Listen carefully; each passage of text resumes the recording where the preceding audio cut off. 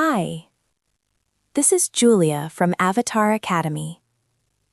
Let's talk about a skill that many English learners admire but feel they don't have: improvisation. The ability to speak naturally, without preparation, without planning sentences in advance, and without freezing when the conversation changes direction. Most learners believe that improvisation is a talent. They think some people are just naturally good at it. In reality, improvisation is not a personality trait. It is a trained response. And at the B1, B2 level, your brain is actually very close to developing it. The reason improvisation feels difficult is simple. Your brain is still trying to control everything. When you speak English, you often want to know exactly what you will say before you start. You want the sentence to be safe. You want to avoid mistakes. But real conversations don't wait for preparation. They move forward, and they change quickly. Improvisation becomes hard when your brain depends on full sentences instead of flexible ideas. When you plan complete sentences, any interruption breaks the plan. And when the plan breaks, you freeze. Fluent speakers don't plan sentences. They plan direction. They know roughly what they want to express, but they allow the language to form itself while speaking. This is the core of improvisation. Another reason learners struggle with improvisation is fear of losing control. When you improvise, you accept uncertainty. You don't know exactly how the sentence will end when it begins. For many learners, this feels dangerous. But uncertainty is not weakness. It is the normal state of real communication. Research in applied linguistics shows that spontaneous speech relies on automatic language chunks.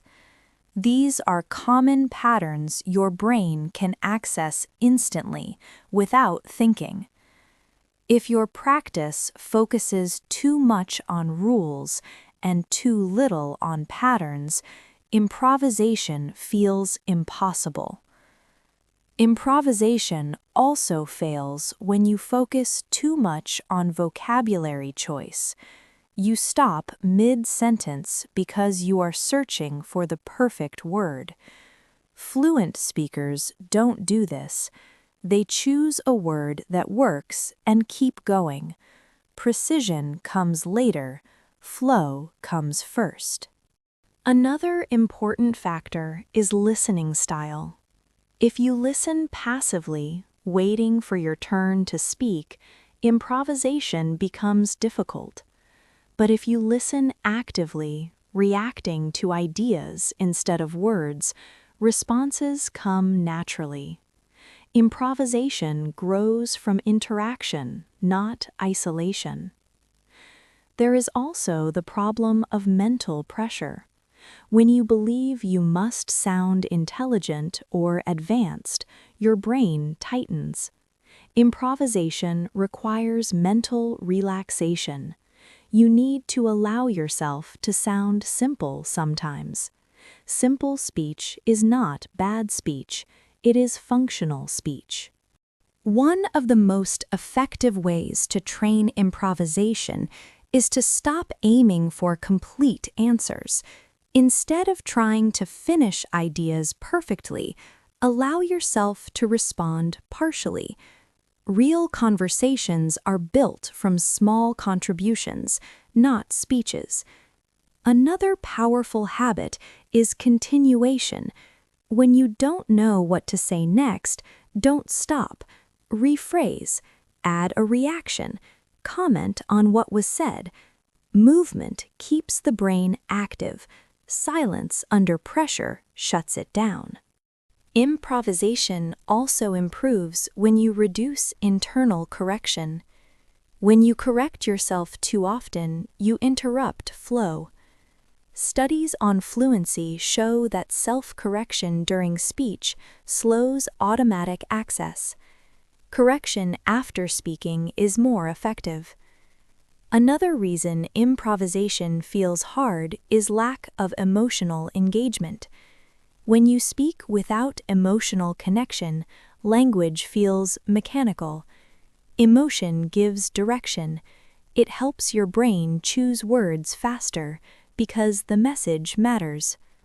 At the B1, B2 level, improvisation improves when English becomes part of your thinking, not a performance. This happens through repeated exposure to natural speech, long conversations, podcasts, dialogues. Your brain absorbs rhythm and structure unconsciously. There is also an important mindset shift. Improvisation is not about speed, it is about continuity. You don't need fast answers, you need connected answers. A slow but connected response is stronger than a fast but broken one. Many learners believe they cannot improvise because they need more English. In reality, they already have enough language. What they need is permission to use it imperfectly. Improvisation grows when you stop protecting your language and start using it. Mistakes will happen. They are not signs of failure. They are signs that you are speaking in real time. If you want to improvise better, stop rehearsing sentences and start trusting patterns. Trust that your brain knows more than you think. Trust that starting is more important than finishing perfectly. Over time, you will notice something change. You will stop planning every sentence. You will respond more naturally. You will feel less pressure. And English will start to feel like a tool, not a test. Before you leave, make sure to join our Telegram group to download the worksheet for this episode and practice improvisation through guided speaking tasks. You'll also find exercises designed to help you respond more freely and confidently. And don't forget to follow us on Instagram. The links are in the description. This is Julia from Avatar Academy. Keep going.